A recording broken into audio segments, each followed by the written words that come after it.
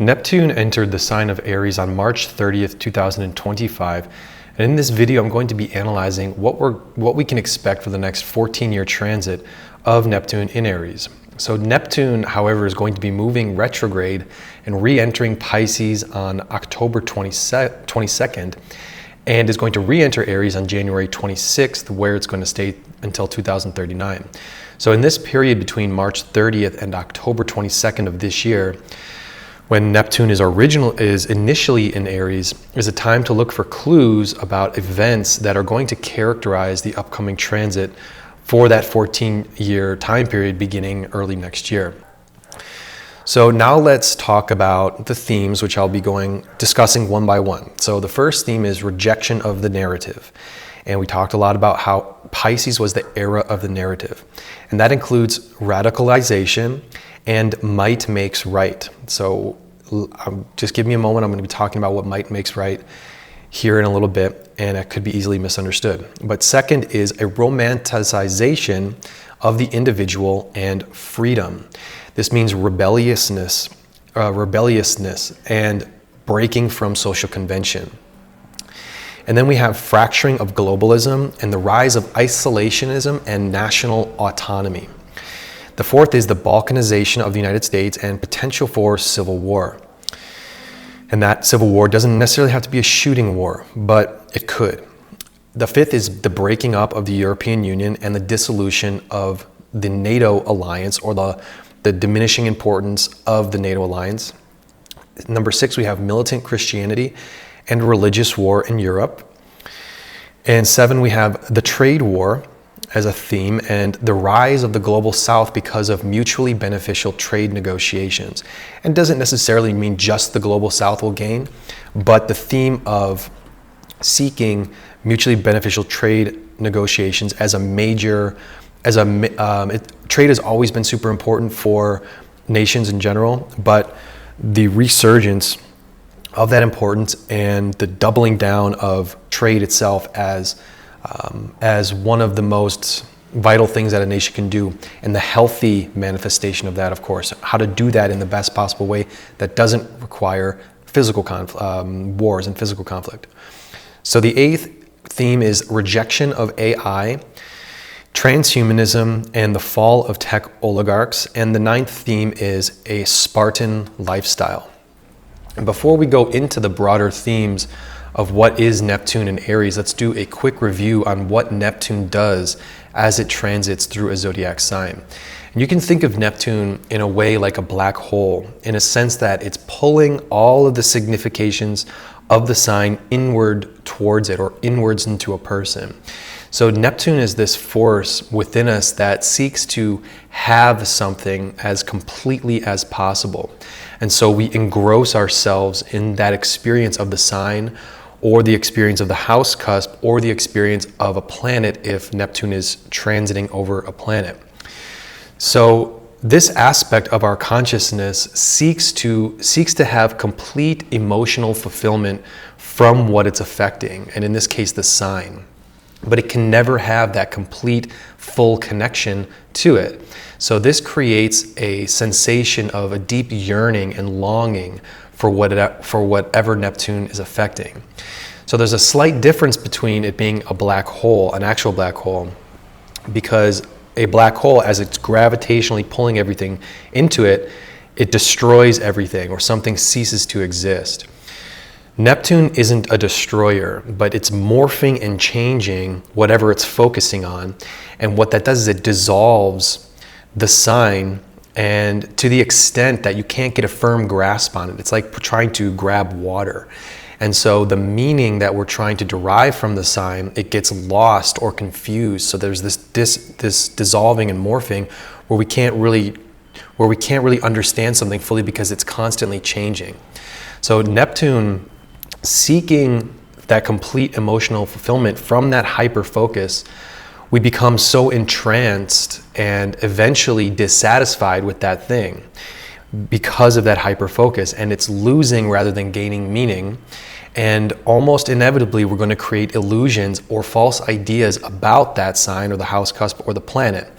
And again, there's this discontent that starts to seep in, and a longing for more. And that is why Neptune has this reputation.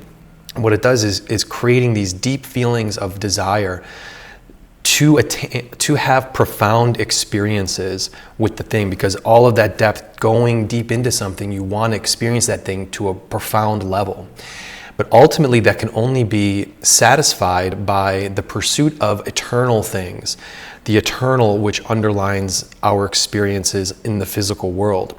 In other words, Neptune is attempting to teach us spiritual lessons, things that are infinite rather than finite.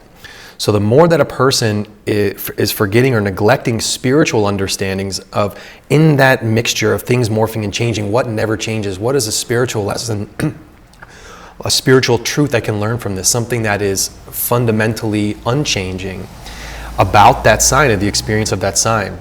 So the more that a person is seeking complete fulfillment through material or finite aspects of the sign, the more that they're going to have those feelings of discontent, because those material things of the sign are fleeting, they're temporary, and they're always subjected to change. So Neptune transiting the sign of Aries means that on an individual and societal level, there's going to be a deep longing to connect with what Aries is. And so what are the characteristics of Aries that people are going to be diving into to understand? So the beauty of the zodiac is that it's this celestial, spatial embodiment of the cycle of existence and the cycles that we live on a daily level. So Pisces, the sign that it's leaving, which we talked extensively about in the last video, that's the final sign, the 12th sign. So Aries is the first sign. Pisces is this sign of contemplation, of the end of the day, you could say, on a daily level. When we stop working and we go and relax, say in our bed, and we contemplate and we enter into the sleep process. And so Pisces is our ability to relax, and it's our dream life, the way we recharge. It's the exploration of our subconscious reality as we sleep or in our waking life, but as we're going to sleep, and liberating ourselves from the material world for a period of time. Well, Aries is the moment of waking up and thrusting yourself into a new day at sunrise. So these are two completely different signs, and one is the end of the day, the next is thrusting out into the new day. So we're going to see really major changes upcoming during this 14-year transit until 2039. And so Aries is a very conflict-orientated sign. Firstly, because it's ruled by the planet Mars, which is the force within us of conflict resolution and problem solving.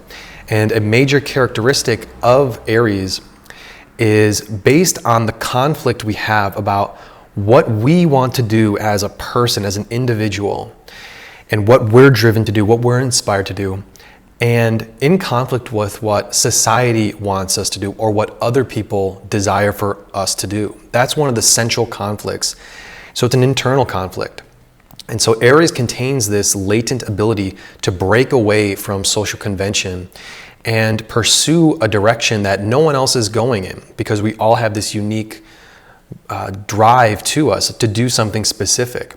So this process is very difficult to do inherently, and it requires courage, it requires a vision for where you want to go, and it requires mental toughness.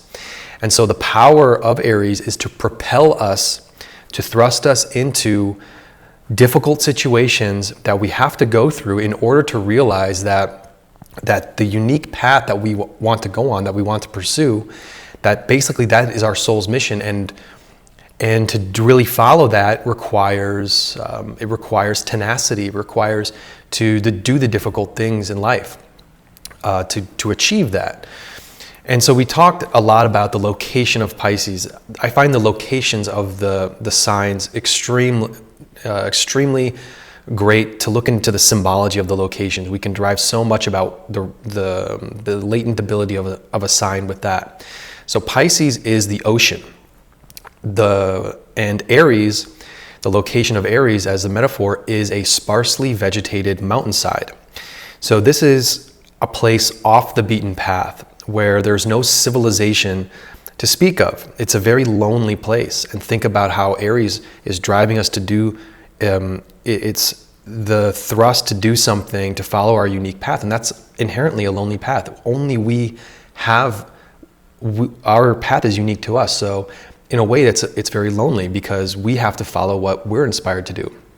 So this mountainside location, you could be sitting there all by yourself, lonely, but Aries is really about the process of climbing or scaling that mountainside. How the animal symbol of Aries is the mountain goat. So scaling that mountainside in order to reach a peak, but it's not the peak itself, it's the process of climbing towards it. So while scaling this sparse and rocky and difficult terrain, we're going to be running into many obstacles and irritations in that process. So Aries is the latent ability within us of sorting out minuscule yet important problems while following a difficult but necessary path in life. So it's one thing to have this vision, to reach an important goal, to get to the top of the mountain, to reach that goal that's driving you. And that's the inner inspiration factor of Aries. But reaching that goal requires thousands of small steps and overcoming thousands of small obstacles on the way.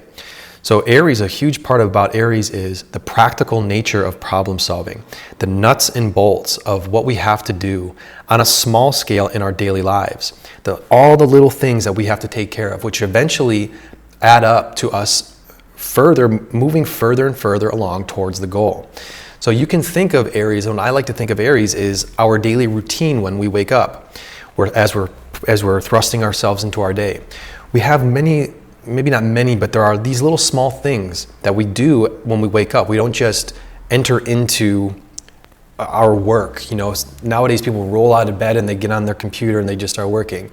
Well, that's not a very healthy way to live, because as we wake up, we've got to take care of small tasks. I mean, you could roll out of bed and get on your computer, but what about coffee? What about your tea? What about your breakfast? There's little things we do. Brushing your teeth, getting dressed, taking the dog out, an exercise routine, all the little things we do to get ourselves going.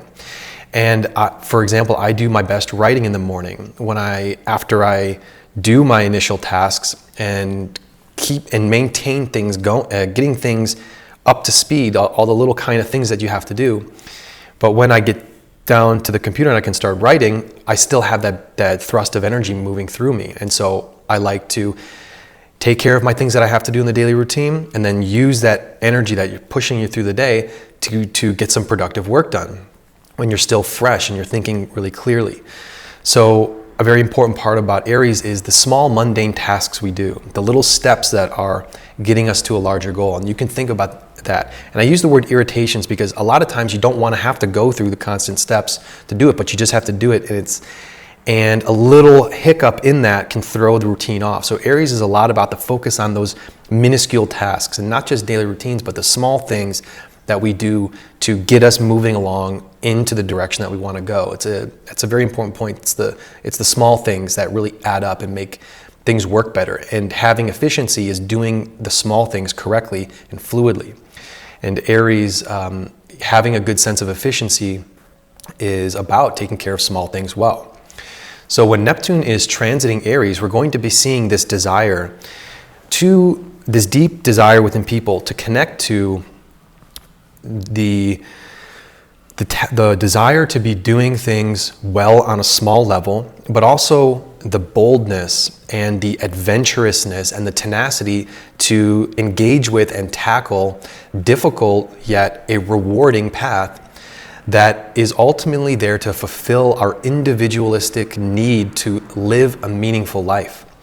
So people are going to be longing for a connection to the act of problem solving and to the act of doing the small things correctly, and to connect with the energy that it takes to do small tasks correctly, and to overcome them, that eventually lead up to greater strides. So there's going to be this deep longing to connect with, you could say, vital energy, to have the power to self-empower yourself. And as I mention a lot, is that Neptune dissolves the meaning of the sign that it's transiting in, because we can't get complete fulfillment from it. And considering Aries, it could be a very tiring process to be in that constant energetic state of mind of moving and doing things really with that sudden burst of energy. Eventually, it can become like a burnout. And especially if Neptune's transiting, it can cause a lot of tiring and wanting to go back to the kind of Piscean frame of mind of relaxation.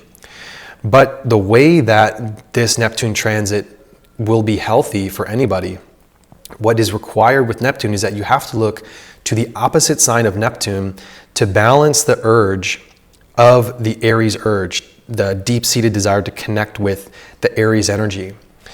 So for this transit to be healthy, we have to utilize the aspects of the sign Libra. We have to engage with those.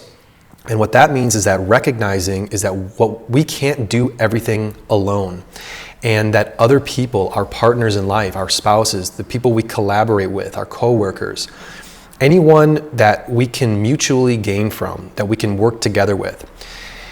The importance of this is to realize that for us to get the fruits of that quest for independence and for self-fulfillment, to follow that individualistic path that we're driving ourselves to do, and to pioneer into the unknown, that other people are integral to that process. We can't forget about other people. Aries is a very solitary sign. It's really the most individualistic sign. So while going into the unknown or taking risks that Aries is stimulating within us, we can't do everything alone. So the healthy Neptune Aries transit requires us to engage with others and to find how other people can help us along this path. So this longing to follow that inspired independent path, we can't neglect the importance of other people in that process. And that is going to go on an individual level and, of course, on a societal and governmental level. And so that is going to be a very key theme for this process to be healthy. The unhealthy way is to dive into Aries and come drowned in the Aries experience of individualism and only I can do this. The first theme of Neptune and Aries is rejection of the narrative, radicalization, and the idea of might makes right. So I'm beginning with this theme because I believe that this is going to be the most important and core internal process that is going to be developing slowly over this 14-year transit. And the more that I contemplated and was writing this video, it came back to this theme, that this would be this is kind of the foundation, you can think of it. And so in the previous era of Neptune and Pisces between 2011 and to 2025, the era of the narrative and the personal narrative, which was spurred on by the explosion of the use of smartphones and social media. So this, I like to use the phrase, was the era of the belief wars. What makes this new era so different, what will make it so much more different, is that it won't matter anymore what you believe, because what it will come down to is what power do you actually have to change something that is beyond your publishing words on the internet or just spouting your opinions. And we're all creating narratives about what's happening in our lives and what's happening in the world. And of course, the establishment, those in power, they create narratives about what is true or not true.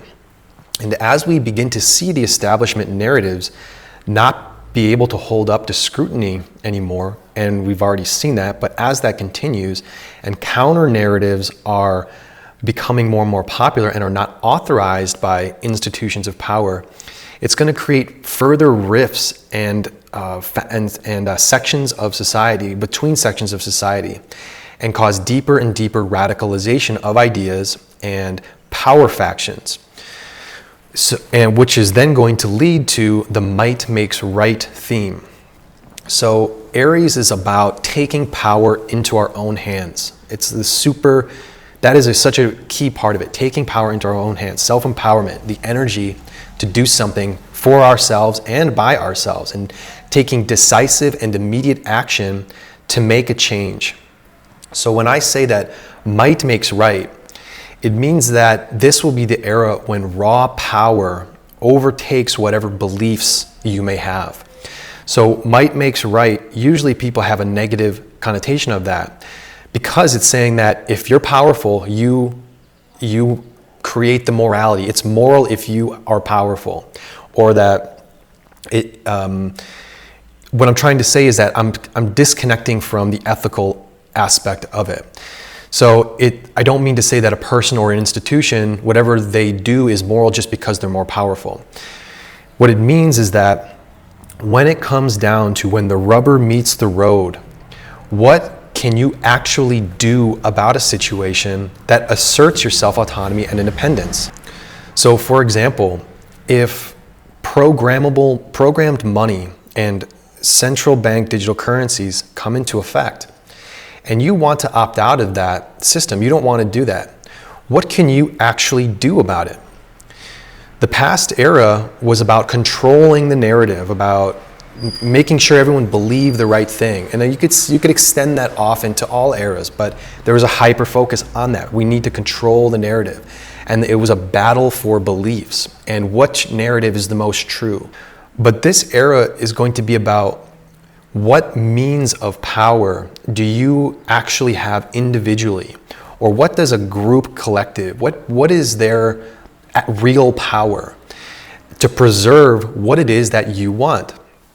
And are you willing to fight and to change in order to, are you willing to fight and change what you need to change, or hold on to what you need to hold on in order to live the life that you want to live? And not a life that is planned out or given to you or imposed on you. So I am asked all the time, what can I do if extreme or radical new laws come to pass that are being imposed on your sense of freedom and the inherent freedom of human beings? So the pandemic was a test of this. If you don't want to do what you're being told to do, what are you going to do about it? What is your actual ability? And to really harness in, if you want to reject something or if you don't want to go along with something, what are you going to do about it? There are things you can do. You can speak out and you can organize and you can use your willpower to say no, to fight against something or fight for something. So that's what I mean when the rubber hits the road. This transit's going to be about, what are you going to do when the rubber hits the road? What is your actual ability? What is your physical, down-to-earth strength that you can rely on, and what can you do about it? So the big question that everyone is going to need to ask and is going to be connecting with, and it's going to become more and more important in the coming years, is what are you going to actually do about it? So my solution is, of course, self-sufficiency. It's a very Aryan or Aries way to live, is self-sufficient. I can take care of myself. Not 100%, as of course you need other people in your life, but self-sufficiency as best as you possibly can do it. So the opposite of Aries would be dependency, an unhealthy Libra, overly dependent on other people. And so how do you get out of dependency? How do you really harness that ability to be self-sufficient? And it's these little ways that you can start to become more self-sufficient, which build into a stronger person. So more bigger ways would be for example, a dream would be having your own well for water. I was at a friend's house the other day, and it was the first time in my life where I've been to a proper well where they had to use a machine to drill in over 100 meters through rock to get to a pristine well in the earth. And it pumps out straight into his house.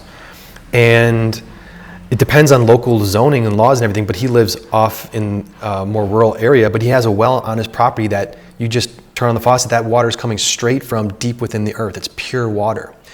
And it was amazing to actually see someone with that. He just has to pump it out. So that's one way of being self-sufficient. You have a water source that's on your property, and you own that water, that's your water. So that is an extremely self-sufficient thing to have. Not everyone can do it, but that's a great thing. And also growing your own food. That is, again, a big project in and of itself. It's a life mission to do that, but that's what the core of self-sufficiency is. And then also smaller things like knowing your neighbors and working towards common goals with the people who you live around. And there's not going to be, these aren't easy things to do, but these are some of the most important things you can do, is small ways of becoming self-sufficient. If that's just growing growing herbs to put into your food, and to have an herb garden to start taking care of your health and not depend on mass systems to take care of your own health. So the urge to become self-sufficient is going to be an extremely powerful theme for this transit for the next 14 years. And this is a massive subject all on its own. And here I'm just wanting to express there's going to be this deep desire and this deep connection stirred up within people to take their power back, not just on a not symbolically, but on a real, and I use that phrase, rubber hits the road, on a real level, which is extremely practical and consequential, that affects your life right in the here and now. And so this is going to be an era of heavy conflict over resources and land, which are there to guarantee self-sufficiency. And I'd like to say that the hardest part is just getting started, just doing that initial thing to start getting you on the path towards self-sufficiency. And that's what this era is going to help people do. Connect to that Aries thrust of energy to make the initial important changes to your life that are going to set you up to become stronger and the ability to be more independent, and the ability to really enjoy the sensation of what actual freedom is, which is the opposite of dependency. And so the second theme is a romanticization of the individual and freedom, which includes rebelliousness and breaking from social conventions. So Neptune is creating this longing to connect with the high energy, high risk, pioneering spirit of Aries. So the first kind of iteration I saw of this, kind of an evidence of this, was the so-called vibe shift that people are talking about, that happened since Trump was elected. And that happened before Neptune went into Aries. And it didn't begin with Trump even, it was just more confirmed and validated by his victory, where something like 90% of the counties in the United States moved more towards the right wing. And if you watch this channel, I'm not on either right or left. And I kind of think about it as a la carte. Every issue is, you have to take every issue as one or the other. There's the things I agree about with the left, and there's the things I agree about on the right, and I disagree on either side. Everything has to be taken one by one. And I've heard many people say in the past 5 to 10 years, it felt like living in a bad dream, like an era when the explosion and institutionalization of woke identity politics, and mixed with this sense of isolation and disconnectedness of our lives being dominated by the internet and technology, and this yearning to connect with the real world, and being thrust into a world we don't want to be living in, but not having a feeling that we can do anything about it. Like, I feel like I'm living in a surreal reality. My mother said that to me when, during the April 2020, she said that it felt like she was living in a movie. It was surreal. And so there's a reason why this vibe shift is happening, because there's these political slogans of returning back to common sense, and that resonates with people because Neptune in Pisces was this kind of fever dream of subjective emotion, which was detached from realities on the ground, becoming this incredibly important sensation that people had. So that was an era of subjectivity rather than logic and a rational nuts and bolts examination of reality. And how you feel became so key. I feel like this, therefore my feeling is valid and I can do what I want, because feelings dominated and emotions dominated. But this era, Aries, is the body part of Aries is the head. And the head includes our brain, which is the part of us that is our intellect, our cognition. So this is going to be a very intellectually rigorous time period, but in a very practical sense. And we're going to talk a lot more about that when we talk about AI towards the end of this video. But at the heart of this so-called vibe shift was this malaise of the stagnancy of the establishment narrative and the status quo, not in the US, but around the world. And so the vibe shift is this change of, let's wake up to how are we going to sort things out? Because things feel like they just things went astray really far. The sensation that things have gone too far. How do we get back to the practical common sense? And with that, the Neptune in Aries era, there's going to be this desire to start to go rogue and to be really thinking to oneself, is this really something I believe in? Was I just following? Am I a follower? Am I living a life that I actually wake up every day and want to do? And this is how I strive to live. And the sense of I have to do something different. And what I'm saying is going rogue, like I can't do this. I have to break free from this. How can I break free and find a path that reflects who I really am and what I'm actually here on earth to do? And that's going to cause people to stop caring about social consensuses and a general sense that there's going to be a need to break from a path that we're on, collectively and individually. And something new has to happen, because looking around the world, there is this kind of sense of impending collapse, of chaos breaking out, and division. It seems to, the divisiveness is the status quo now. And it's as if something has to give, something has to change, and there's some kind of catalyst for a break to happen. And it'll be very difficult, but hopefully it'll lead to something better. So that's why I used that metaphor in the beginning. Pisces is like a dream, and Aries is like waking up from a dream. All of a sudden seeing that something is, I'm in reality now, and I'm not in my dream world anymore. And that's what I kind of feel is the core at the quote unquote vibe shift that people are now discussing. And you can see evidence of it all over the place. There's public distrust is at an all-time high in education, from kindergarten all the way up to universities. Distrust in low approval ratings for Congress, the media, the state of the health system, the state of the arts and of culture, and just trusting in being able to get a decent job and live a middle-class lifestyle. People don't believe that they can do that anymore. And the ability of those in power to ensure that we can do that, people don't trust that. So Neptune in Aries is going to bring this feeling of the need to start from scratch, as if nothing has been working and serious, decisive action needs to be taken, and not just reforming things, but starting from the beginning and rebuilding from the ground up in kind of whatever area of life or on a collective level.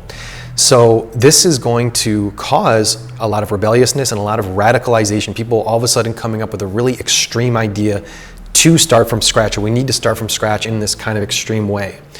And this is going to escalate calls for revolution in all of these kinds of sectors, because the status quo is essentially broken and practically unfixable. But revolution is not necessarily a good thing. Revolution it can be a good thing. All of a sudden a new change, something new has to come, but with revolution comes a lot of destruction and chaos. But there's going to be a sense that something major has to change, i.e. a revolutionary change, for the brokenness, to build from scratch of what was broken. So unfortunately, I think that there's going to be a lot of calls to more of dismantling, but those who dismantle without an idea of what they want to build are only destructive individuals and are going to cause chaos. So I'm not romanticizing revolution in any way.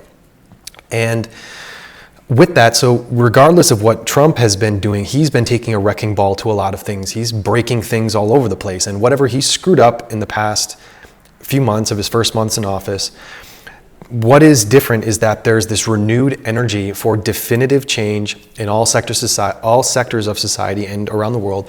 And that is not going to be going away. It's going to increase in an intense way. The sense that we have to start over with things. So Neptune, it's morphing and initiating changes with what already is existing.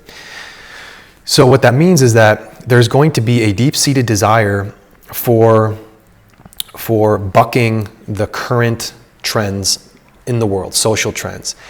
And I believe this is going to be a time when you combine that with the sense of areas of newness, when culture and the arts are going to be very, very innovative And they're going to be creating their way out of this kind of era of nostalgia, of the constant reboots and the sequels and unoriginal idea. This is when originality is going to become vogue once again.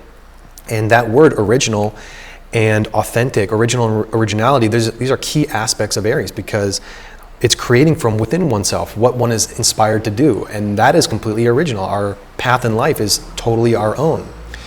So there's going to be this romanticization of individualism and not caring about what other people think. And that is something what artists do well. They break barriers in order to help people think about life in a different way and do things in a different way. And making those conscious decisions to not do what's popular, but to be real to yourself. And all of the art movements, there is, I believe, a lack of originality. It's really socially dominated. A lot of art these days is tied so intricately with politics, and it's like inescapable. But art doesn't have to be so political all the time about some kind of issue. And I think that so the strong focus on Aries, I think, is going to make people really start to think differently about group consensuses, which are like political consensuses. And there's going to be this kind of just desire to break and to be a completely unique person and not be able to be categorized, so to say. And I think that there's, because we've seen such a stagnation in the visual arts and theater and film, I'm actually really excited to see what comes next. And there's actually, I was reading about a movement that's growing of lo-fi filmmaking, of using the bare bones to make a film and kind of moving away from hyper digitalization and AI in storytelling, but really original stories, things that are not based on something that's already been done. There's going to be this desire to do totally new things and to come up with new ways of creating. And that kind of lo-fi filmmaking really has to do with the Spartan lifestyle, which I'll talk about at the end, doing things bare bones and not needing so much technology to do something, and getting back to the grassroots in a sense of what the arts have, getting back to the classics even, and what makes a classic a book or film. And seeing that it's the core idea within it, the original idea within it, that is everlasting. It's not about the bells and whistles that make it special. It's about the original, authentic take of the artist. And so there's going to be this desire to connect in the arts to this kind of originality, and people radicalizing themselves out of groupthink paradigms. And so I think this is going to be a very healthy time for the current social norm, for people to reject the current social norms and to think intellectually for oneself, of following a passionate inspiration and not knowing exactly where that's going to lead. And people are going to desire to take risks, serious risks even, but those risks need to be calculated rather than impulsive risk taking. And Aries is a very powerful sign that gives that initial thrust to make something happen, but Aries doesn't have the power to carry things on for the mid and long term. That's when you have Taurus, the kind of sustaining power. So Aries doesn't have that. It's the thrust of energy. So that's why having good strategy before and having a calculated risk is very important, because you don't want to make impulsive mistakes like that. You want to use that power in an intelligent and strategic way. But what is going to be fading out is the low energy of cultural stagnation, of the kind of floaty, dreamy world of Piscean creativity, and an urge for unique voices and unique thought, and people breaking away from the current trends and essentially starting their own new ways of creating. And it'll be in the arts, but in all kinds of sectors of society, really kind of saying, is that really what I think? I'm just going to do whatever. I'm going to do what I'm going to be doing, and that's it. I'm going to stand my ground in that way. And you might even see people take really radical steps to change their lives. Maybe all of a sudden they just move to a new location, or they move to a new country, or they give something up completely that they've been doing for decades. People taking really extreme steps to get out of the rut that they're feeling in. You could say like quitting social media completely, downgrading technology, leaving a soulless job that they have. And what that is frustration blowing off the top, and just doing something radical, like stepping away from consumer culture and materialism. And so this kind of individual choice to do something decisive, people are really going to be connecting into that. But what we're not going to see is the kind of individualism where material things are validating who you are, which is essentially this sophisticated marketing technique that combines the desire to be unique with a product which is customized to your preferences. And a simple example is just take phone cases. They don't just make one phone case for this type of phone. They make thousands of styles of phone cases with all these kinds of colors and stickers and all these different, some have little cat ears. But it's just a phone case. And so what it does is makes the consumer feel that the product is special to them and they emotionally connect with it. So that is kind of taking the desire to be an individual and unique and combining that into a material thing. That's not how we're going to see the individualism play out now. The individualism that's going to come about in this next area is when people are really listening into their inner voice, that inner calling of the soul to express itself in a completely different way from what everyone else is doing. Aries is a fire sign, and fire is our intuition. It's our intuitive drive, our soul's ability to be inspired. So this individualism is going to be the kind that fights for the right to be different, which is very important, which is the opposite of social validation. So this is going to be an era of self-validation where your opinion about yourself is going to be the most important aspect for you to listen to, what you're going to be listening to the closest. So not connecting with outside things and wanting to feel like an individual because you have something specific outside of you. It's going to be an individualism that is coming from within and expressed from within outwards, and a really deep desire to find that intuitive voice to really discover who you are on an extremely personal level. And as I said, your own opinion will be the most important opinion. And so next, the theme of the fracturing of globalism, the rise in isolationism and national autonomy. And I'm going to combine this with the fourth of the threat of civil war and the balkanization, or the states separating and becoming their own autonomous entities within the United States. And so when we're energized to fight for the right to be ourselves, to be authentic and to be original, naturally we're going to be coming in conflict with others and with society, and maybe even with loved ones. And a big theme about this transit is conflict. We can't avoid that. So when this conflict happens of us choosing to do what we want to do at the detriment of what another person wants us to do, when we take that to the national and international level, we're inevitably going to be getting serious conflicts based on this notion of standing up for what is in one's own best interests, and it comes at the expense of other countries' interests. And as I mentioned in the introduction, conflict is just going to be this overriding theme, and we're going to be seeing the breaking apart of groups and coalitions and institutions whose narratives and whose purposes are detached from the practical struggles and desires of the people that they're supposedly responsible for. So remember that these first few months, from March until October, when Neptune first dips into a sign, the first degrees of a sign, and this is the time to get clues about what the energy of the era is going to be.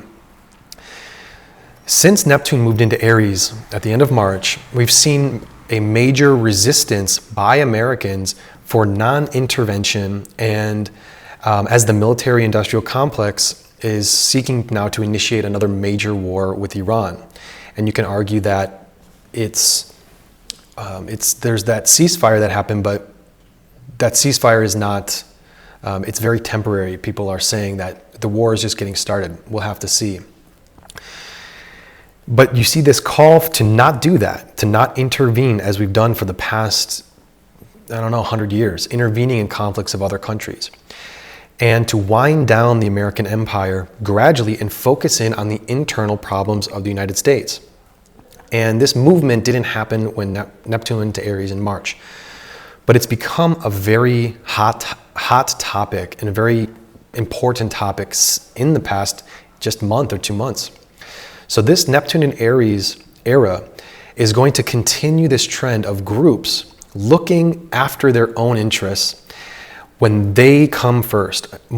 You can say a group being individualistic, which I believe that there's going to be an international rise in so-called isolationism and nationalism. And these ideas are often demonized, but they're merely the urge. The underlying urge is connecting with that Aries characteristic of independence of thought and action, of I'm going to do this, or our nation is going to do this, that ensures our path is the path that we want to be on. We're deciding this. We're not deciding the paths of others. This is our collective path, to not be impeded by other groups, to really be self-sufficient, be self-empowered and group empowerment.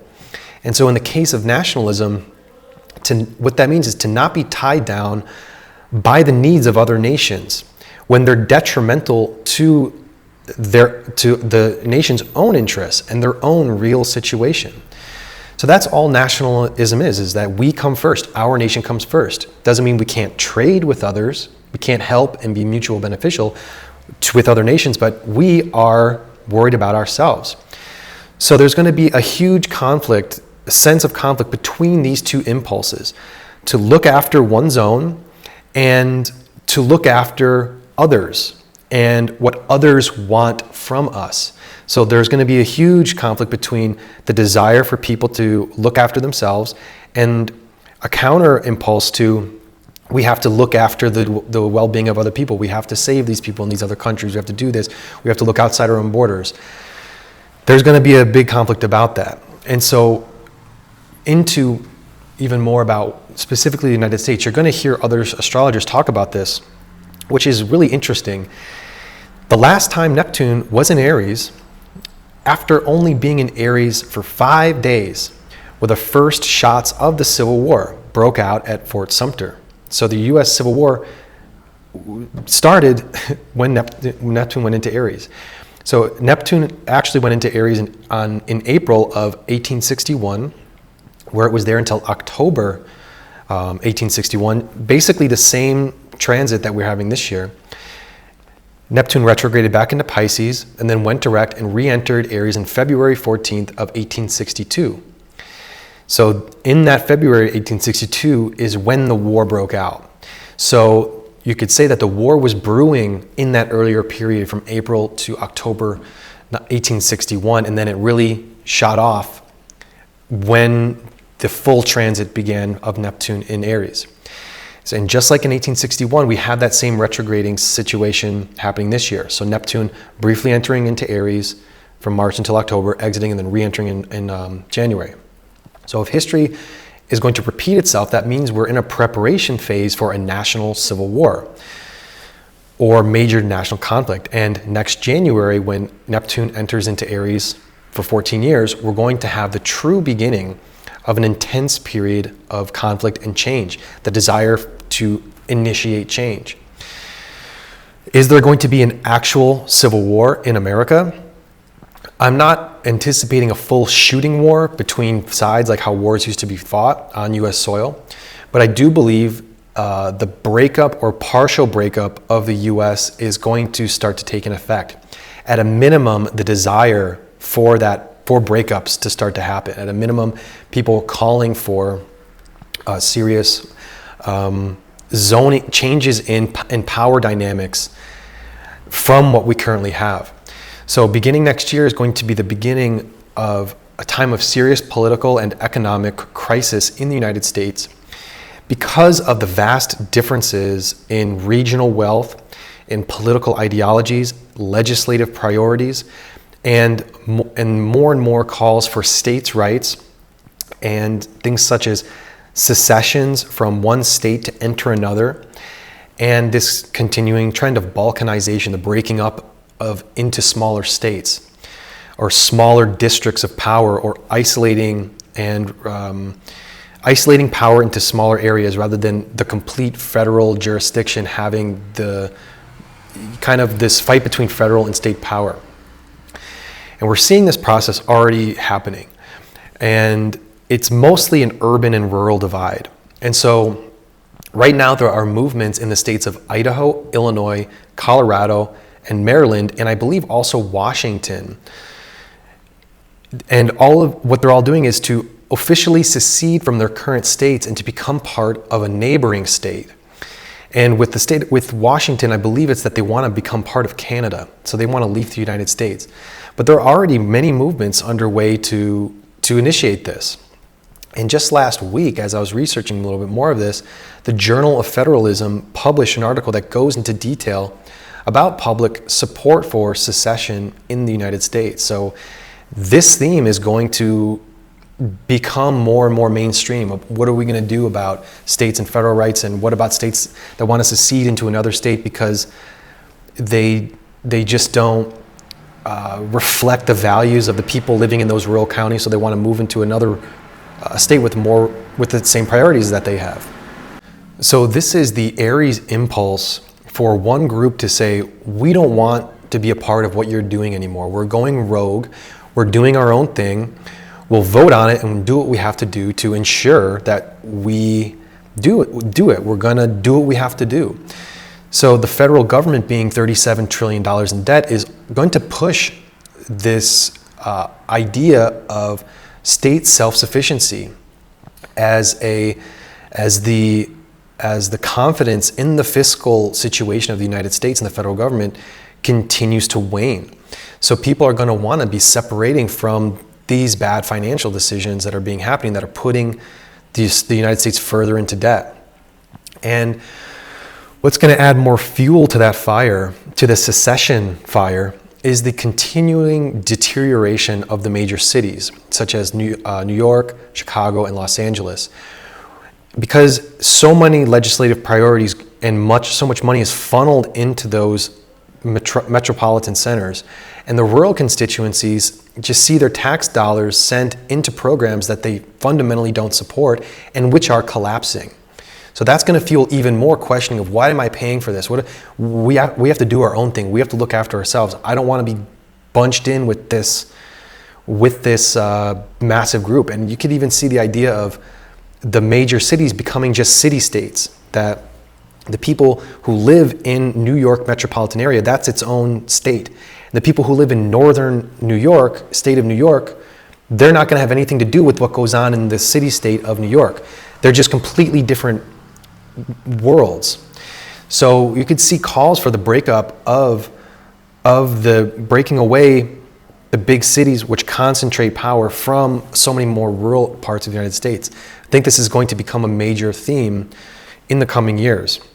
And the United States is at a place where it's just barely hanging on economically, and it's only going to take one crisis or sudden change in the macroeconomic world or the political world for the small factions of the United States to begin seeking greater independence as they see the collective ship sinking and the dwindling of the American empire. People are not going to want to be a part of that. They're going to want to be self-sufficient. So another complementary transit is the outer planet is Pluto in Aquarius. And that shows the gradual destruction of large group constructs and a redefinition of the desires of organizations and a reassessment of the desires of common people. Aries is about the common worker ruled by Saturn. And what you've seen with Trump's rise as this populist figure, what it's done is it's opened up a Pandora's box that is reverberating across the world. And despite his sometimes embarrassing rhetoric and his penchant for destroying relationships with former allies, at least publicly, and his need for universal praise and his narcissistic need for praise. Trump as a phenomenon has ignited a fire beneath the poor and working classes because that's who he's tapping into their frustration.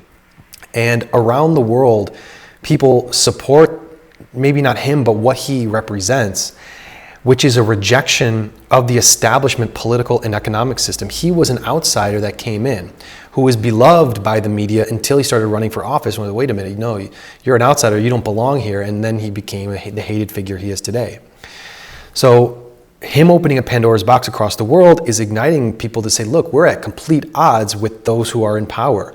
And we need to come up with new solutions, sometimes radical new solutions to decades-long problems. We need to be looking after our own national interests and not be worrying about other people's national interests. We have to get back to basics and rebuild from within. And that's the populist movement, essentially. And it comes from dissatisfaction with the realities on the ground. We got to change things in our own world now and not worry about interfering with other people's affairs. And after Trump's second term is over, I believe that there's going to be a crisis of leadership in the US, and you could say possibly internationally, because Trump is such an international figure, about who's going to be taking up the mantle of this nationalist, anti-globalist stance and this kind of political ideal.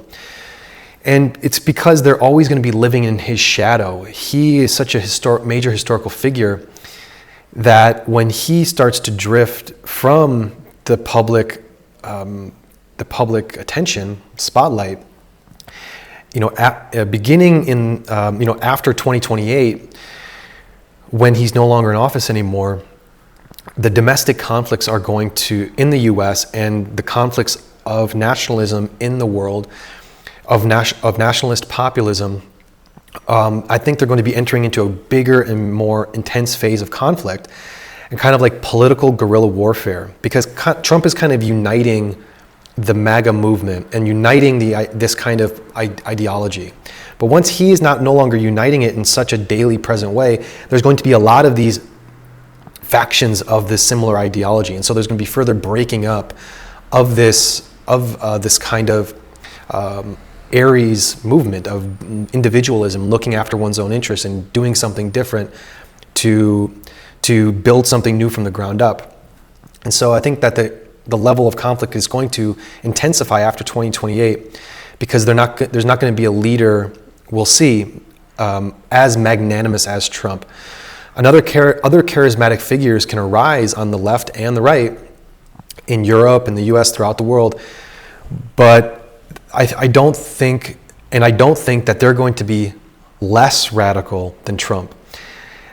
I don't believe that they're going to be more compromising. They're going to be less compromising and more radical than Trump. So a deepening radicalization, which is going to cause further splitting of interests into self-identified groups and looking after the interests particular to each group. So the United States is quickly coming to a crossroads. And the major sides of the political spectrum, the left and right, are becoming less and less capable of fundamental compromise.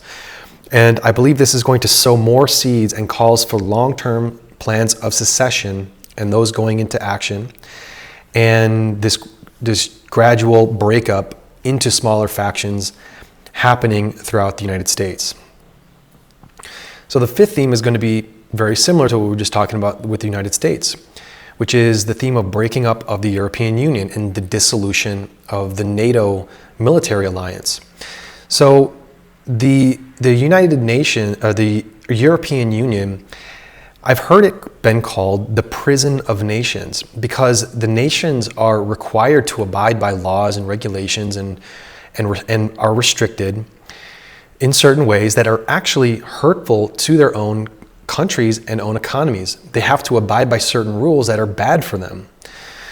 And what's going to happen with the EU nations, it's going to start to come down to a cost-benefit analysis. Is it worth being told what to do by unelected bureaucrats in Brussels that we should do this because we have to be a part of this bigger group.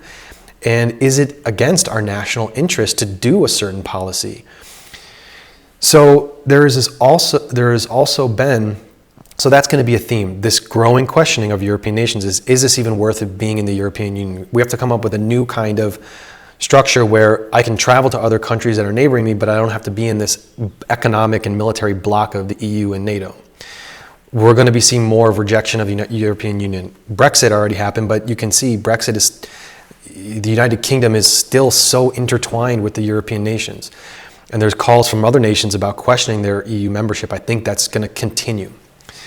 And part of this is a long resistance that has been there, but a kind of more mainstream resistance to unlimited immigration into Europe. And some countries are kind of quietly trying to close their borders, similar to what Trump did. Germany is starting to look at restricting access of their borders, and also Hungary and Britain are openly talking about, calming down some of the immigration. But I think that it's nothing like what Trump did, which is making the border wall and stopping all border crossings completely. I think those are all just kind of political postures. And even last week, I'm seeing that people are crossing the English Channel in boats at record numbers. And so I don't think the actual immigration is slowing down as much as they would like to say in the European Union. And we talked a lot about why the era of Neptune and Pisces created this kind of porous coexist ideology, spurned on this utopian vision. We talked a lot about all that already. But now we're going to be seeing this Aries impulse to be looking after one's own self-interests at the expense of what other people or other societies want from us, or what may be popular or socially acceptable. And so it's too late. It's basically too late for Europe to be just closing its borders. There's tens of millions of new people in these countries. It's not going to affect the people who are already there unless they do mass deportations, which I doubt they could. But all of the influx of the people from non-European countries that have come into European countries, this is going to be rising in religious conflict, which is what I'm going to talk about in the next theme. But back to the idea of the European Union fracturing, you can start to see this coming out daily in these past weeks, is that all the member countries are being called to give 5% of their GDP to defense spending. And it's actually not even full 5%, because they can spending on roads counts towards that. So it's only like 3.5% that they're supposed to be committing to for defense spending, because the United States doesn't want to do that anymore. But most of these countries can't do that. But they're being told that they have to do it to be a part of their group. But it's against their national interest. They can't contribute that. So you have an immediate conflict, cost-benefit analysis. Is it worth being in the EU if it's doing things, if our country is suffering because of it? So with Neptune and Aries, this kind of collectivist thinking of sacrificing one's own interests for the interests of others is just not going to be holding up for very much longer. Aries is the most individualistic sign, and breaking free and doing what one wants to do and going one's own way despite the risks, and a project like the European Union is slowly going to erode in importance and in power. And you can see this also by their failure to defend Ukraine and to install Ukraine into NATO. And now Russia is totally more powerful than it was even a few years ago. It's taking all of eastern and southern Ukraine. It's in that process. And it's a complete failure on this massive NATO and European Union's part. They're losing this of what they're desiring, even as this massive collective that is supposedly more powerful because they're all united. And to tie this in a little bit with kind of inner societal conflict, is that the last time Neptune was in one of Mars's signs was when Mars was in Scorpio from 1957 to 1970. And this was an era of massive social conflict and geopolitical conflict. And it was a time of soul searching, which led to conflict. So there were cultural revolutions. You had the hippie movement, so much social unrest, the war in Vietnam. And this was a time for deep soul searching in the United States. And you saw the hard power of interventionist wars like in Vietnam.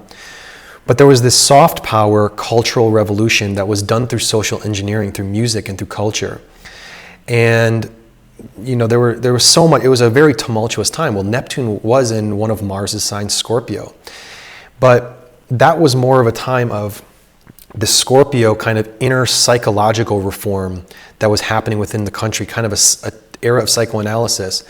But it was also the rise of a lot of mainstreaming of social engineering to psychologically manipulate people's minds into following a certain social connection, social consensus. But there was all framed in conflict. Now that Neptune is in Mars's other sign, Aries, there's going to be this conflict as I'm talking about, but a more direct approach to handling these conflicts. And it's not going to be so much about psychological warfare and convincing other people and psychoanalysis and the change that comes from psychoanalysis, but more of fundamental, direct material change, like how the last time Neptune was in Aries, the Civil War was a fundamental on the ground, rubber meets the road war, where there's no kind of fights about beliefs happening. So I don't believe that the soft power through the media and attempting to convince people that certain policies are good for them, basically social engineering, all of that is losing power.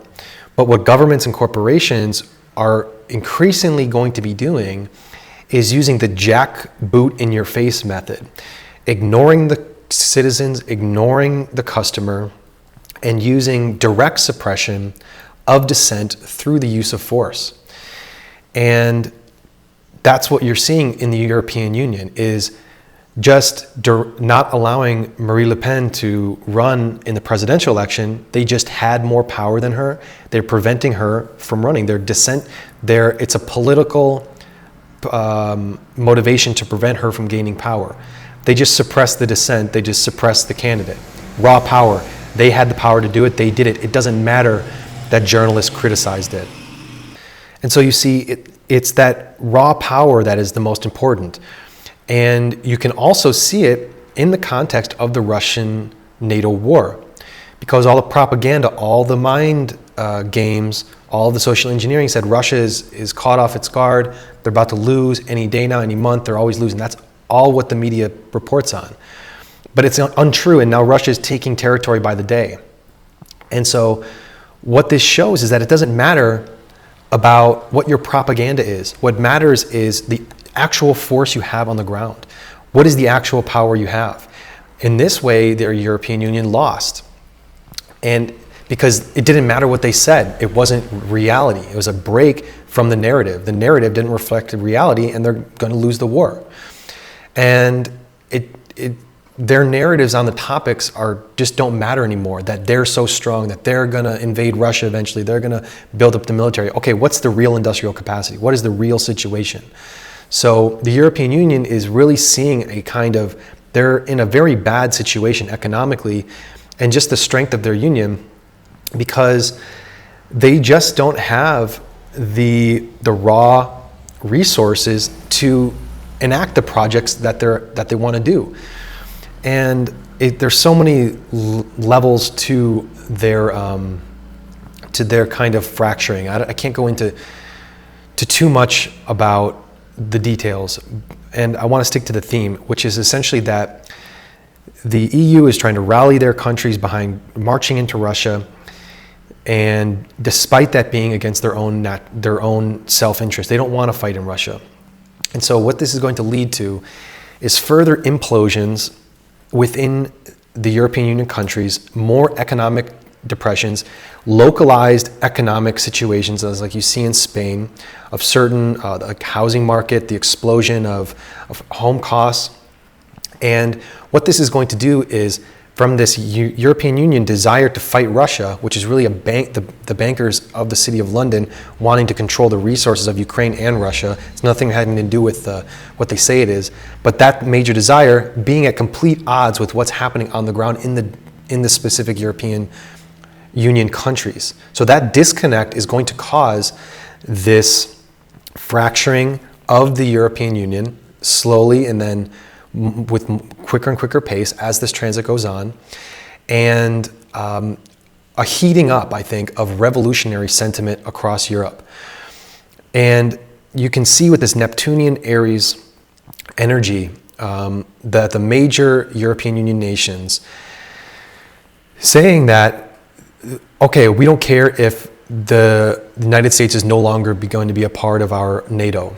We're going to go it alone, and we're going to build up this army, and we're hell-bent on doing this project. Okay, they can, try that out, but you can kind of see that same energy within them. Oh, it doesn't matter. Okay, we lost the U.S. support, so we're going to do this on our own. We're going to fight this war. And that is fighting Russia is going to become such a major problem for them if they actually continue going on that path. Because Russia is so strong, and they even asked to be a part of NATO in the 90s. Putin asked Bill Clinton that, to be a part of NATO. They are so much more focused on cooperation and long-term trade. But the European Union seem hell-bent on demonizing Russia against their own economic interests, and that's what the key theme is. And so it's going to be important for the individual European nations to start to identify what their national interests are, to work towards bettering the conditions on the ground for themselves, and to empower themselves to be more self-sufficient and not dependent upon the European Union in an unhealthy way, as what's been happening. And I've been saying that that's what Aries is all about. It's about self-empowerment and independence of action, not depending on other people. There's going to be this deep-seated desire to become more like that, and that is going to lead to the gradual breakup of these European nations. So underlying all of that is the Neptunian desire for a deeper connection with the rebel mentality, to embrace conflict and enact real change, whether that is misguided or not. And Europe is in this very confused kind of state right now, where the leaders are rebelling in their own way. The people are seeing the reality on the ground, that their interventionist policies aren't helping them. And so you're going to see this kind of deepening of individualist thinking of what is key for us. What is most important for us? Is World War III most important for us? No, getting our on-the-ground reality in a better situation is the most important thing for us. And that brings us to our sixth theme, which is going to be, I believe, militant Christianity and religious war in Europe. So it's a kind of continuation of what I was talking about the European Union gradually starting to break up. So Neptune transiting in Mars' signs creates this longing and urge to find meaning through conflict, whether it's political, economic, social, or actual territorial conflict. And something that happened that was really important, one of the first things I noticed during this transit as it began in March was, of course, that the Pope died. Pope Francis died, and it was the election of the first American Pope. This was very symbolic, and I thought, wow, okay, so this is a sign for the times to come. Because we're looking for clues in the first few months of this transit, March to October, what's going to change, be the long term for the 14-year transit. Well, the Pope dies in this era. Okay, so that means we're entering a new era of Christianity. Not just that it was American Pope, that the American Empire is dwindling and they're getting the first Pope, but now we're looking at a new era beginning for Catholics and Christianity in general. And the fact that the Pope is from a falling empire is very important. It's kind of spotting a light on the American Empire, America in general. So we've seen a lot of resurgences in people returning to Catholicism and Christianity. And I believe that's going to continue, and it's happening in the United States specifically.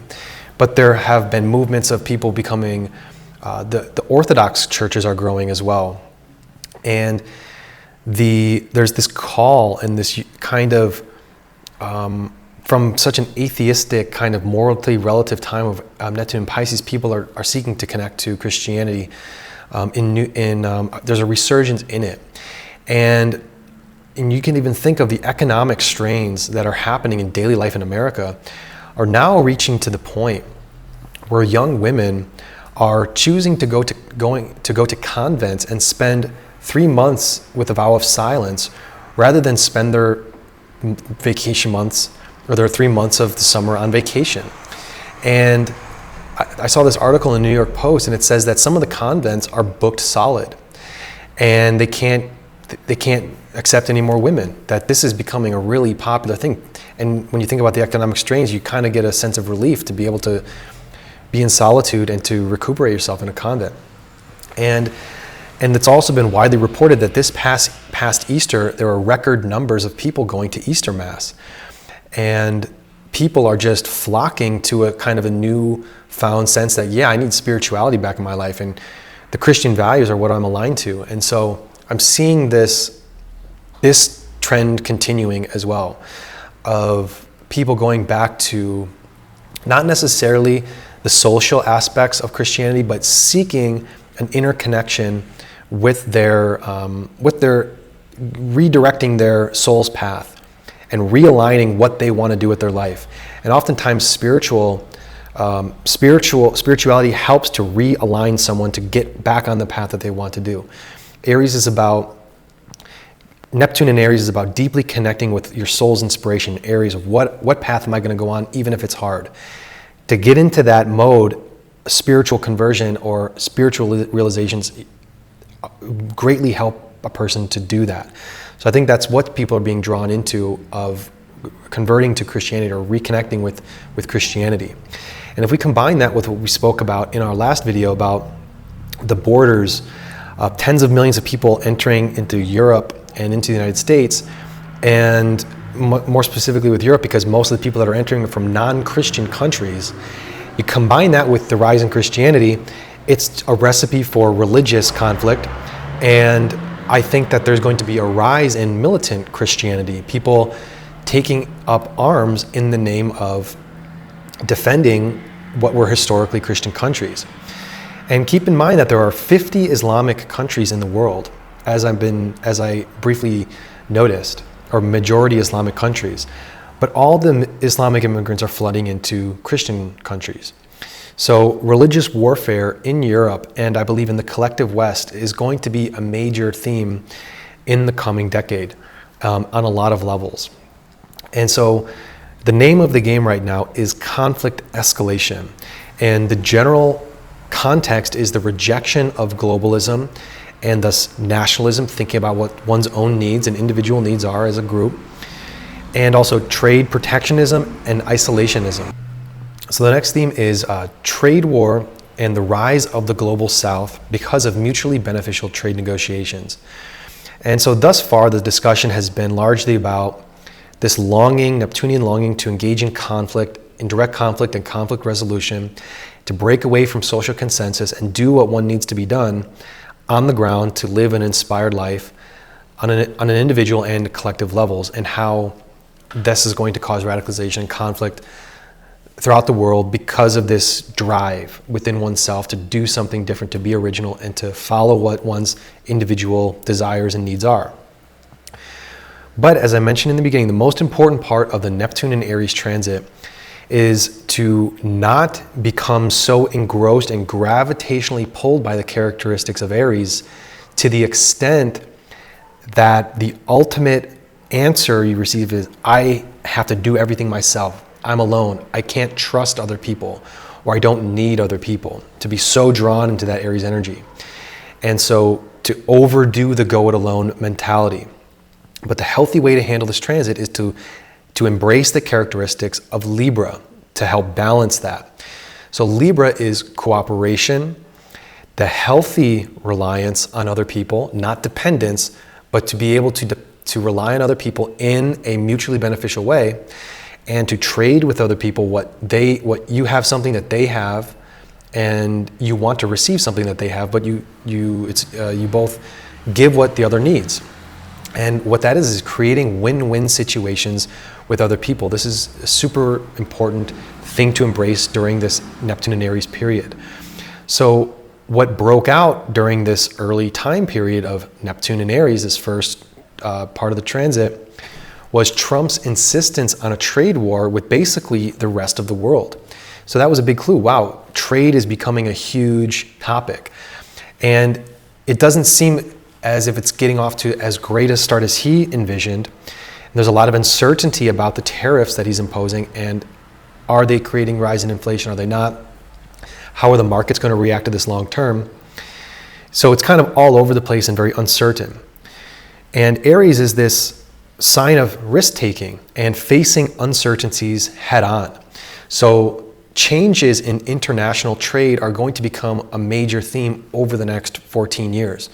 So on the one hand, you have that, it's interesting, you have this uncertainty, this massive risk-taking to engage in this trade negotiations with every country, to restart and begin anew what trade is. And so it's kind of you could say it's healthy because you have the Aries doing something that's risky but is about creating self-sufficiency within America, but also embracing the Libra of we still need to do trade differently. We have to find a way that we can still work with other people and trade with them, but do it in a way that's balanced and not run a trade deficit. And so trade is going to be a huge, huge deal in the next 14 years of how it's done, but contains the sovereignty of the nations that are engaging within it. Because the United States and the West has used the threat of military force as its backup. Rather than making a trade, they say, oh, if you don't trade with us, we'll just invade your country. So to say, that's a simplification. But what we're seeing, of course, is the rise of BRICS and the global south, which has long been predicted. And BRICS is not a military organization, it's purely economic. So there's no military alliance about it, which is different from the West's way of creating global hegemony, which was it's kind of an extension of the colonial way of using the threat of military intervention to make you comply and follow the different kind of policies that they want you to do, and economic exploitation as well. Well, BRICS isn't going to be gaining larger power because of that model.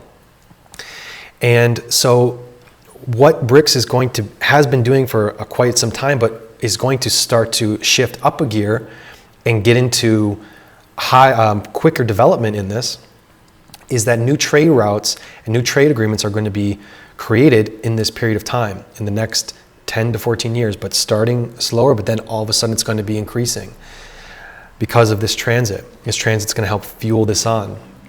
So healthier trade relations between nations, and that is going to create a healthy Neptune transit for anyone who does that. And so one of the most important of these is going to be the new trade routes, is the international north-south transport corridor, which stretches from Moscow and goes through the middle of Iran and ends on a sea route to Mumbai. So this route bypasses the traditional sea route through the Suez Canal and is reportedly 40% shorter and 30% cheaper. And these kinds of trade routes in the East, between Russia and China, these kinds of new ways of trading are going to be so vital to these economies. And Russia, China, India, those are all the biggest BRICS companies. And then you have China investing so much in Brazil.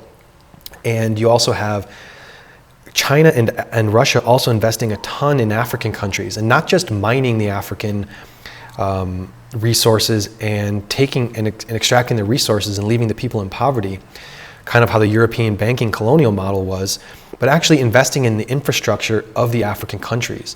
There's a genuine desire to connect these economies that everyone grows mutually. And the threat will be more of economic exploitation, but there's not going to be a threat of military exploitation because BRICS is not seeking to dominate the world militarily, the BRICS countries. So I believe that this is going to be an era when the global south is really going to start taking off. People have been predicting this for quite a time, but this is when the rise of the global south will start to really become more manifest, and not because of enslaving other countries in debt or military intervention, but because of the sovereignty respected between the trading partners and trade expanding.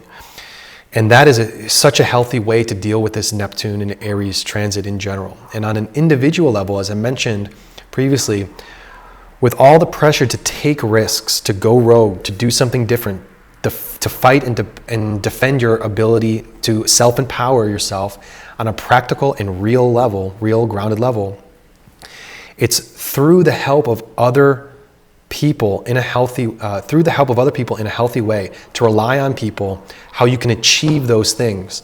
To be self-sufficient, you need other people in some way, shape, or form.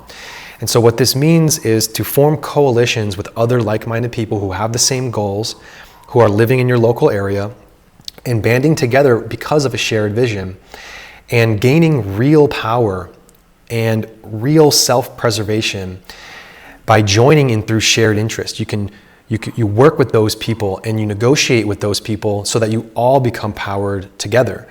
That is what, it's not enough just to criticize and put your opinions online, to say things.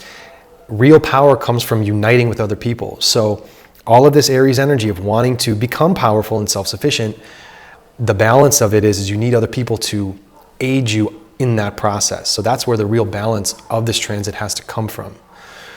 And so the 8th theme that we're going to be seeing is the artificial intelligence war, AI war, the rejection of transhumanism, and the fall of Elon Musk. And I would say the fall of tech oligarchs in general. So now this is probably going to be one of the most consequential of the Neptune in Aries era, which is the rise. Consequential, I mean by one of the most part of the most intense changes that happens, that we're going to be going through. I mean, I've been talking about a lot of intense changes, but something that's really present right now, and that is the rise of AI and its effects on society, big and small. So first of all, Aries, as I mentioned, rules the top of the head and the brain. And so with this transit, we're going to be seeing the longing to have a deep connection, to connect with the intellect. Well, artificial intelligence, that's intellectual, and it's going rogue. It's going its own way. So you see a really simple Neptune in Aries kind of thing is intelligence going rogue and doing its own thing, which is problem, dangerous. But the problem with AI, when it comes to humans, the desire to connect with intelligence and to connect with one's ability to use one's own logical abilities, AI diminishes that. AI diminishes intellectual capacity in people, it's been statistically shown, who are using it frequently. So I think that this desire of Neptune and Aries to connect with what makes one powerful, with one's own willpower, the ability to think for oneself, AI doesn't do that. AI does that for you. You're not gaining anything by using AI. That is the desire to become more intellectually aware or to think for oneself.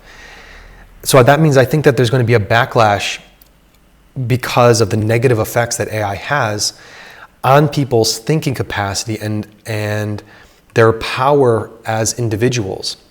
So the backlash is going to come from the realization that this is not helping me connect with my intellect. It's kind of replacing my intellect, and it's making people dumber.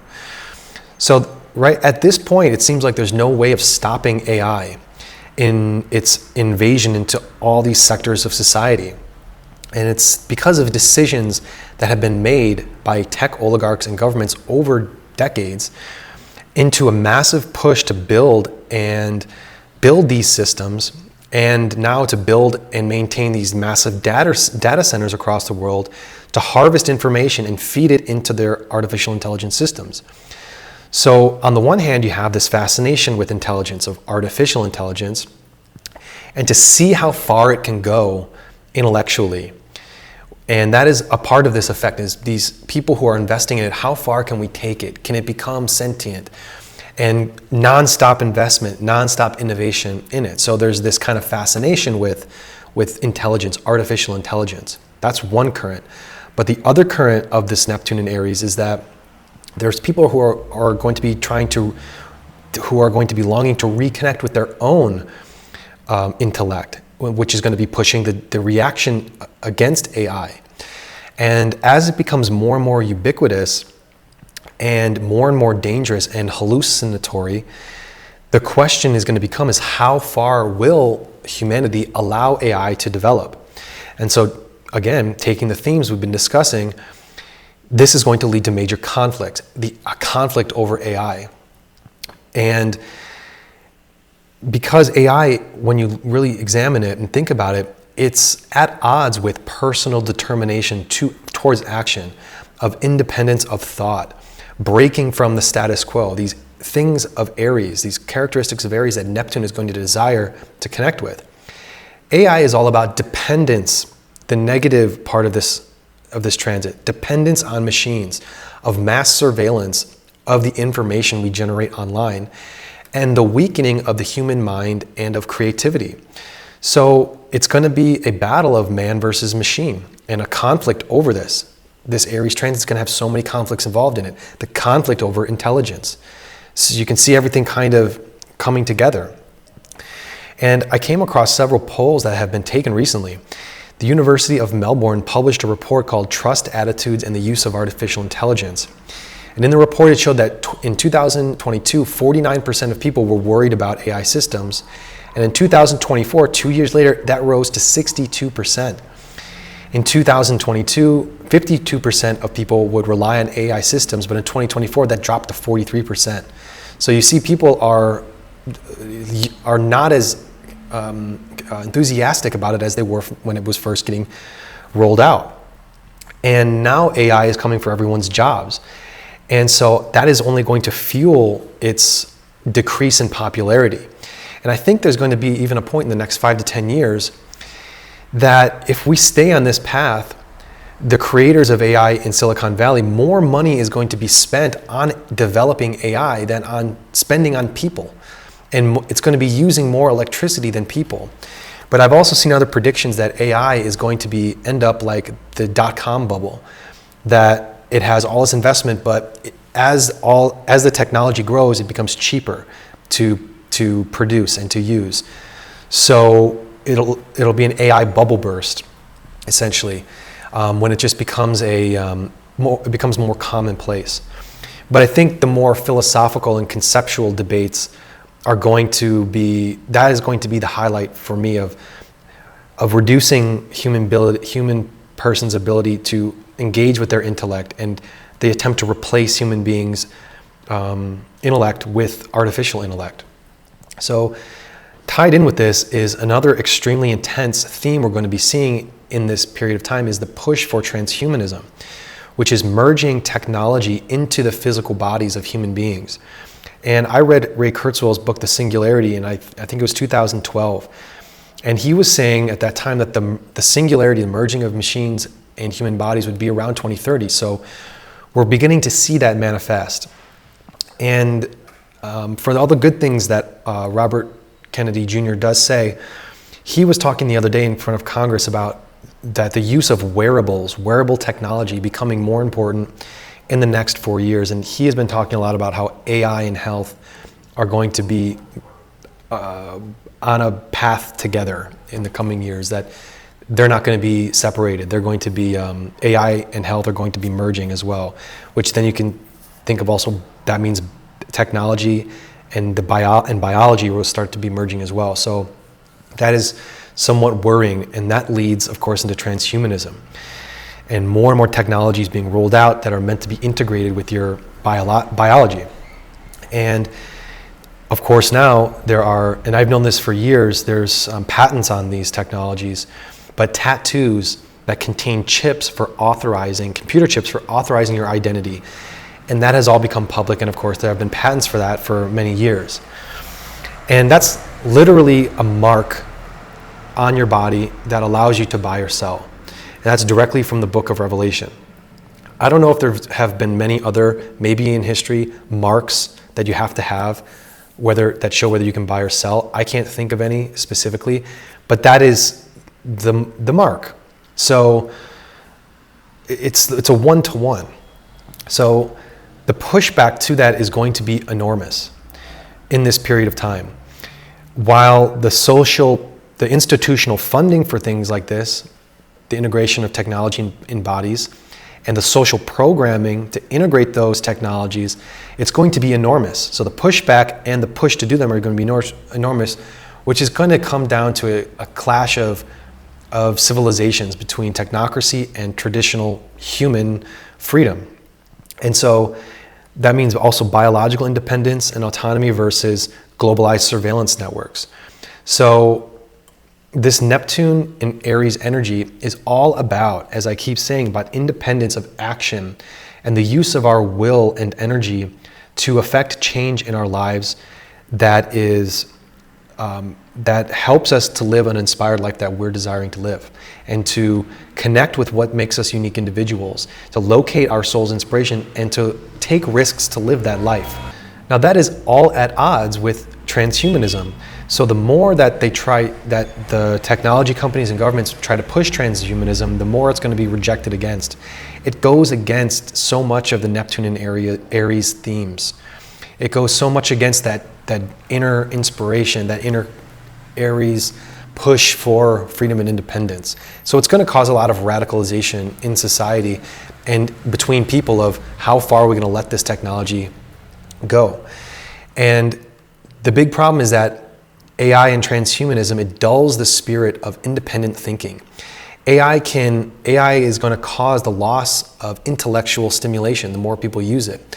But Neptune in Aries is driving people to be more intellectually stimulated rather than to defer your intellect to someone to think for you. It's at odds, which is going to cause, in my opinion, the rejection of it, or the people stepping further and further away from it in support of the healthy expression of Aries, of being independent.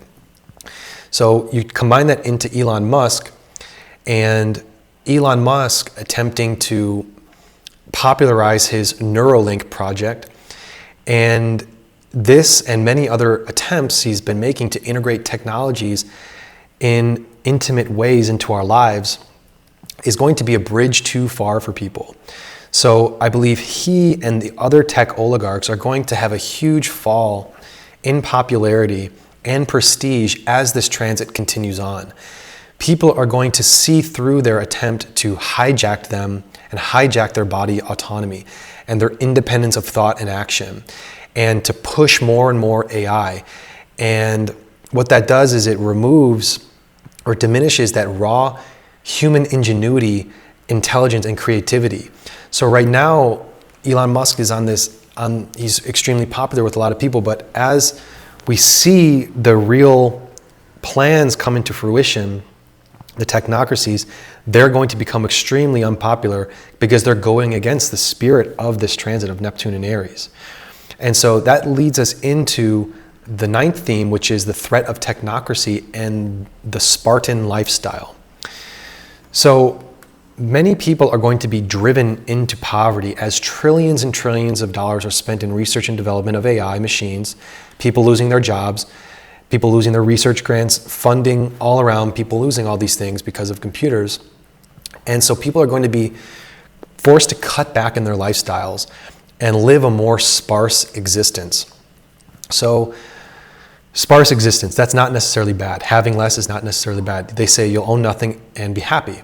Well, it's not that you will own, that is a plan, but owning nothing is not necessarily a bad thing.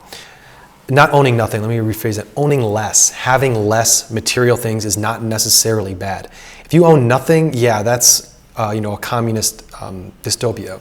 So I don't mean to compare it with that. But what I'm talking about is living within one's means that requires less physical attachments. So Mars and Aries, the sign it rules, Aries has this inherent human capability to live a Spartan lifestyle. And Spartan means to not have, because when the Spartans went off to war, they had only their swords and shields and the bare minimum. So living with the bare minimum, the ability to live on the bare minimum and survive off of your own energy, basically. So there's going to be this rise in not needing as many physical comforts and material prosperity for a person to thrive, not just to survive, but to thrive, to do well. And I think, so this can be very healthy. Don't misconstrue it as something that poverty is good. It's not that poverty is good. Abundance is great, but it's not meaning that you can't be abundant and also live with less material attachments.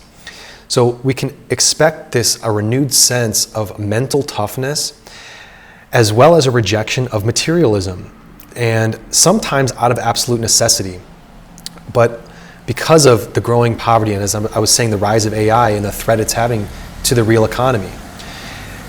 But all other people getting this realization that minimizing one's material footprint, you gain more freedom of movement and a sense of independence. And as I said, the idea of being independent and free is going to be a major call for people internally. And having less material things helps you free yourself up. Minimalism actually attracts greater productivity. You have less distractions, less things to get in your way to be efficient. It increases efficiency when you have less to do and less getting in your way. So on a more national and international level, I think there's going to be a new movement questioning, why do we need this? This is playing into the Elon Musk theme, as I was just talking about.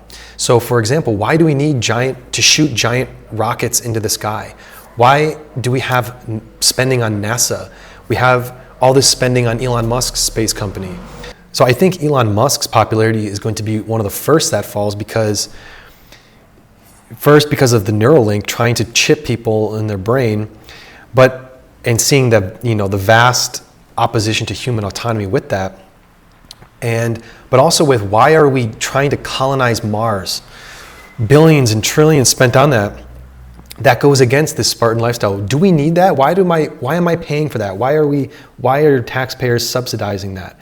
So there's this kind of mentality that's going to grow within people that we don't need this to survive. Less is more in this sense.